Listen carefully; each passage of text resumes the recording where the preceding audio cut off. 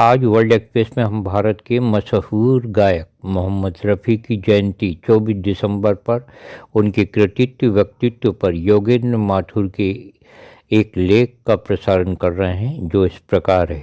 एक बार लाहौर में गायन सम्राट कुंदन लाल सहगल के एक संगीत कार्यक्रम में लाउड स्पीकर बिगड़ जाने से थोड़ी देर के लिए सहगल की जगह एक 14 वर्षीय बालक को मंच पर गाने के लिए खड़ा कर दिया गया।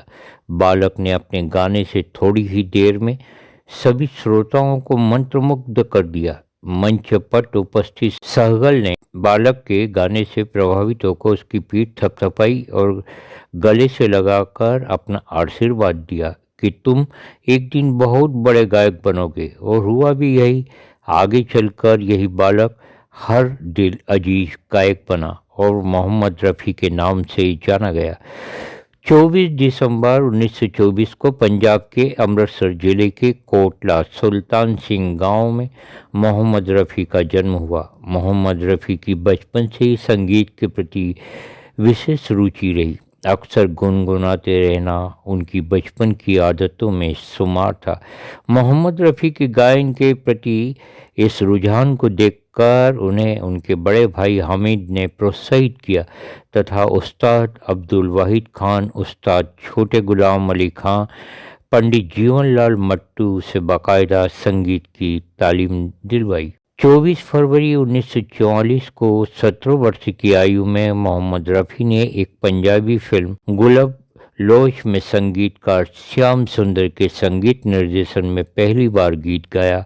सोनिया नी होरिए नी त्वाड़ी याद ने बहुत सताया। लाहौर गलियों में यह गीत गूंज उठा। अपनी मधुर आवाज़ में गाए इस गीत से प्रभावित होकर प्रसिद्ध निर्माता निर्देशक नज़ीर हुसैन ने मोहम्मद रफ़ी को मुंबई आकर फिल्मों में गीत गाने का निमंत्रण दिया।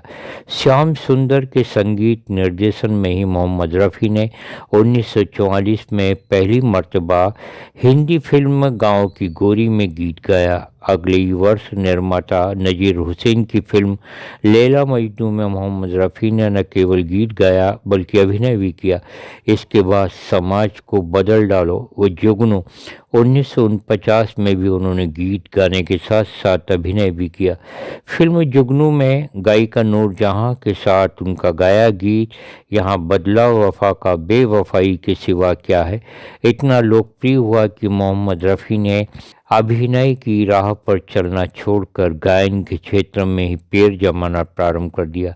फिल्म बेजू बावरा में गाए गीतों को मिली लोकप्रियता ने मोहम्मद रफ़ी को बहुत प्रसिद्धि दिलवाई और वे सफलता के शिखर पर जा बैठे।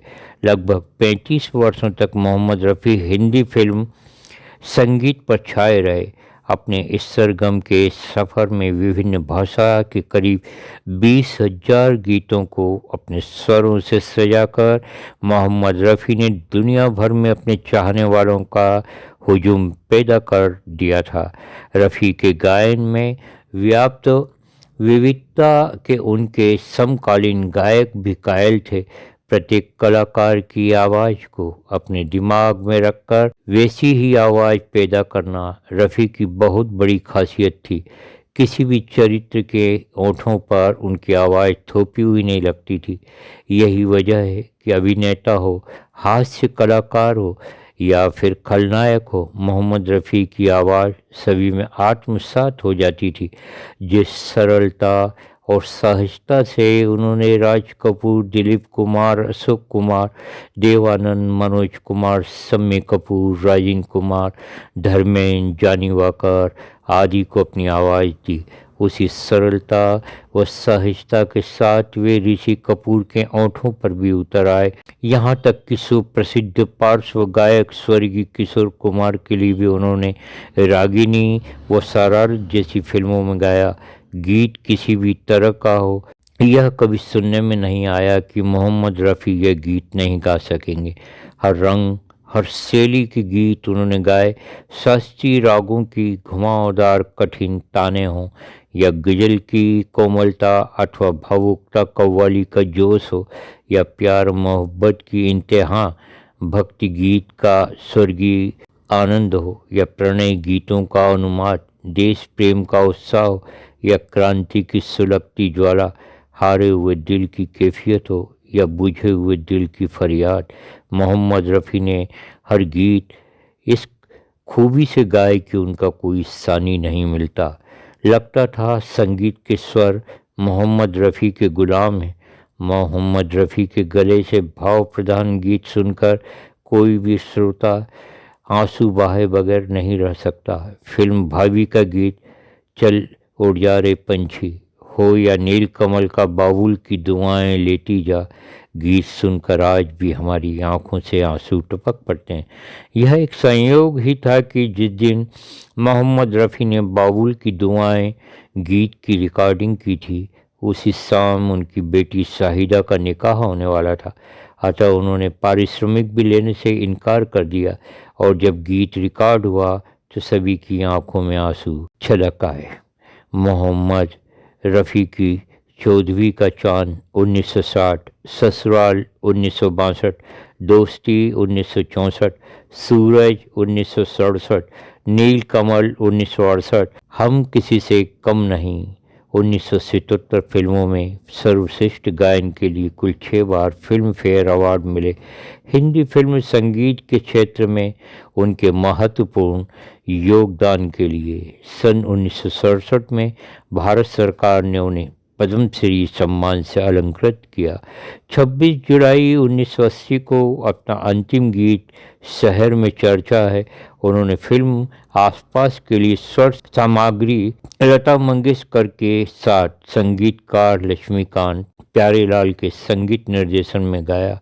वैसे तो वे कभी जाने को नहीं पूछते थे, लेकिन इस गीत की रिकॉर्डिंग के पश्चात उन्होंने एक विशेष अंदाज में पूछा, मैं चलूं? लक्ष्मीकांत ने उन्हें रोक कर जाते जाते एक गज़ल पढ़ने को कहा। गज़ल पढ़ने के पश्चात उन्होंने पुनः अजीब अंदाज में कहा, अच्छा अब मैं चलता हूँ, और वे चले गए। किसे मालूम था कि वे हमेशा हमेशा के लिए जा रहे हैं।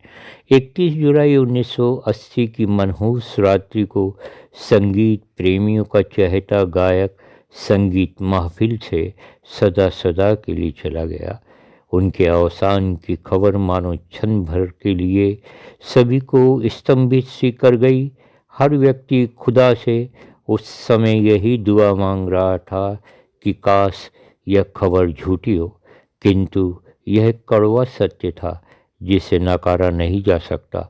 मोहम्मद रफ़ी के ही गाए एक गीत के बोल हैं, तुम मुझे यूं भुला न पाओगे, जब कभी भी सुनोगे गीत मेरे, संग संग तुम भी गुनगुनाओगे।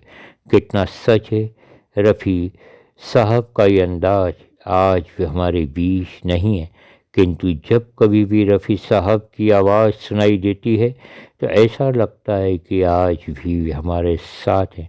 उनके गाए गीत उनकी यादों को मिटने नहीं देंगे। आज उनकी जन्मशती के अवसर पर वर्ल्ड एक्सप्रेस की भावभीनी श्रद्धांजलि। आपकी प्रतिक्रियाओं का स्वागत है। आपको यह लेख कैसा लगा और आप मोहम्मद रफ़ी जी के बारे में क्या सोचते हैं?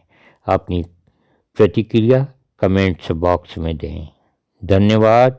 जय भारत।